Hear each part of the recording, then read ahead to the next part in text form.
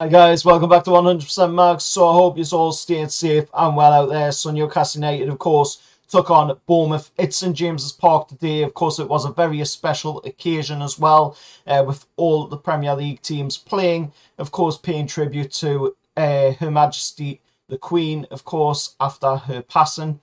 It was a very nice tribute by Newcastle United. Of course, War Flags decided to not do the flags like we normally do for the games, which was the right thing to do, the right decision by War Flags on that one. It would have been nice, to see some sort of tribute flags being put up by War Flags, but there was, Great Britain flags outside the stadium with, of course, God Save the King on, and of course there was Great Britain flags inside the stadium as well, as quite a few Newcastle fans brought them to the game. But the game, let's talk about the game. Obviously, it ended 1-1, like I just said, but that scoreline for me really doesn't, dictate the way the game played. The game played a lot different to that. Newcastle were absolutely dominating the game. I mean, if you just look at the way where stats are as well for the game, which I will talk about, Newcastle come away from this game with 73% possession to 27% possession that Bournemouth had in the game. We had 20 shots to the 10 shots that they had in the game. We had 7 shots on target to the 3 shots on target that they had in the game. We had 8 corners to the 1 corner that they got in the game. And of course, the officials, as always, are quite dodgy with the Premier League. It's something that we've come to sort of accept, I guess, because it's not going to change anytime soon. But saying that, there was a moment in the game which I will talk about a little bit further into the review, of course. But the stats say that Newcastle had 10 fouls to the 11 fouls of Bournemouth.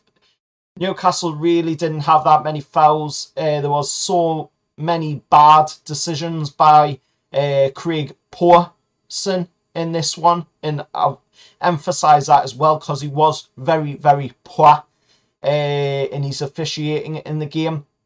But of course, they did get a decision right as well, so we do have to give them a bit of respect for that, I suppose, in the fact that, there was a handball incident after, of course, Bournemouth had scored their goal. There was a handball incident where Kieran Trippier smacked the ball. Jefferson Lerma, of course, just moved his hand into the path of the ball. It's clear handball, clear penalty. And stupid Atwell, of course, was on for this game. He alerted Craig Pawson to this one, and of course he went and had a look at it on the monitor. Surprisingly, I was watching it on BN Sports as well for this game, as of course it wasn't televised in the UK, but I was watching it on BN Sports, and they did show you inside the VAR room on this decision, which was quite refreshing to see, something that we haven't seen since VAR was introduced. But they did show you inside the room as the one making the decision. Of course, stupid Atwell told Craig Pawson to go to the screen. He looked at the screen, and of course, as usual, give the box. And, Newcastle got the penalty upstepped. Alexander Isak to try and score from the penalty spot for his first Newcastle United goal at home.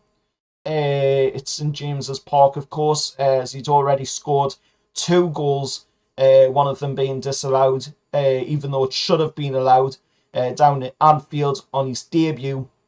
But of course, Alexander Isak stepped up, he took the penalty like a pro, and he put it into the back of the net, and of course equalised the game at 1-1 after 67 minutes of play. So, to be honest, looking at it, it's dropped points in my eyes, this one. Some players for Newcastle today that I can pinpoint out that didn't play to their best, they were off. For me was, of course, Matty Target. I thought he had a really bad game. He really wasn't there today. He didn't seem to put in the shift like we normally see him do. And of course, Joe Willock as well, little Joe. He looked very, very off today. There was a moment in the game where he could have smacked the ball long into the area, and we could have had an attack off of it, and he decided to dwindle on the ball, and the chance just went begging.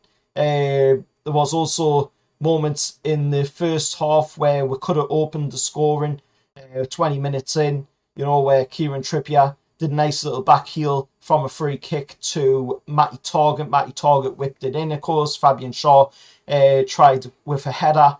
But all in all, just a game where we should have been coming away with the 3 points today.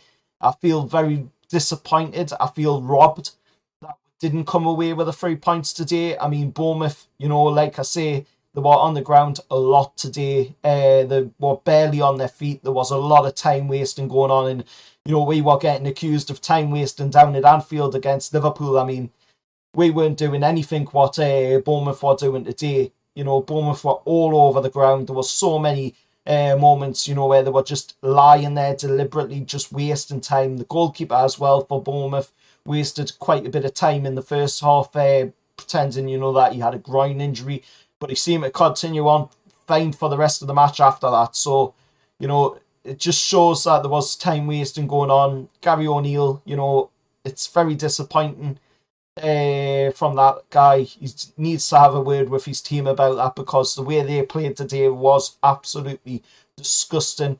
And especially on the occasion it was as well, that we're trying to pay tribute to, we're late Queen, and here you've got a professional team, just lying all over the ground, just absolutely pathetic. But like I say, I do feel robbed of, a win today, because we deserve to get 3 points in the bag.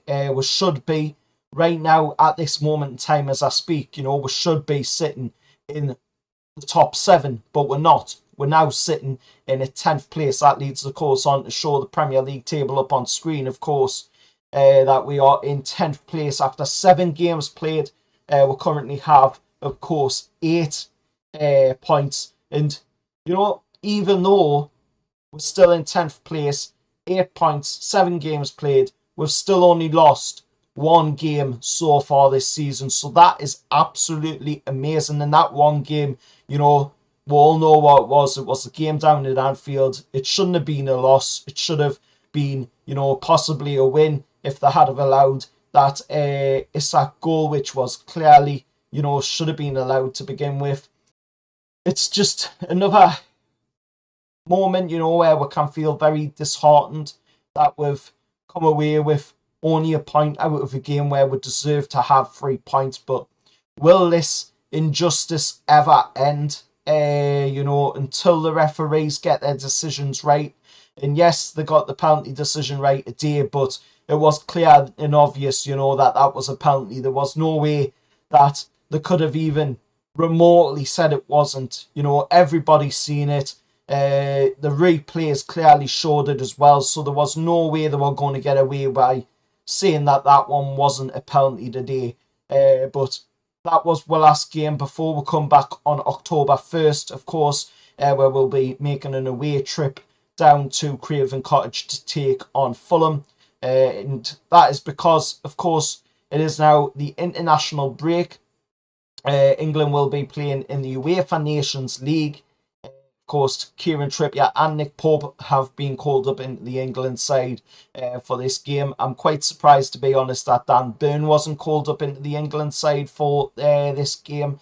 And also, there's a bunch of other players out there as well that should have been called up into the England side. But instead, the England side that is going to be playing in this UEFA Nations League, could this be the same England side, that is going to be playing in the World Cup in, the back end of this year? Let us know your thoughts, of course, down in the comments below about today's game. Let us know your thoughts, of course, about that as well. Do you think it's going to be the same England lineup that will play in the World Cup at the back end of this year? But till next time, I'll see you all later. And however, lads.